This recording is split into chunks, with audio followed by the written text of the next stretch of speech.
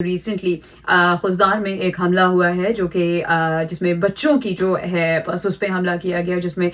5 بچے جو ہیں وہ شہید ہوئے اور اس کے ساتھ ساتھ 7 افراد جو ہیں وہ بھی شہید ہوئے ہیں۔ اب آپ سوچئے کہ اتنے عرصے سے جو دہشت گردی جو ہے کنٹرول تھی، آخر یہ سب کچھ جو ہے یہ اسی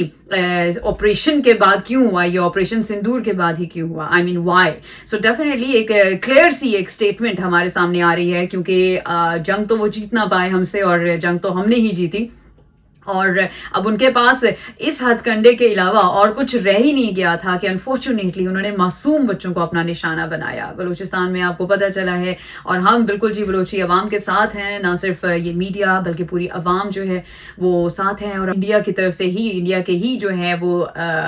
دہشت گردوں نے یہ حرکت کی ہے، اینڈ اس کا ڈیفینیٹلی ہم بدلہ ضرور لیں گے۔ ایسا نہیں ہے کہ ہم یہاں ہاتھ پہ ہاتھ رکھ کے جو ہے وہ بیٹھے ہیں، بالکل ہم بلوچی عوام کے ساتھ ہیں، ہم ان معصوم زندگیوں کے ساتھ ہیں جو ہمارے ملک میں ہمارے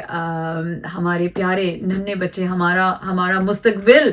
ہمارے ایسے معصوم پھول جیسے بچے، آج تک ہم اے پی ایس کا اٹیک نہیں بھولے، اور اب ایک اور اٹیک بچوں پہ، it's just like another black day in the history. And I think I can't speak more about that topic because again this is a very sensitive topic, and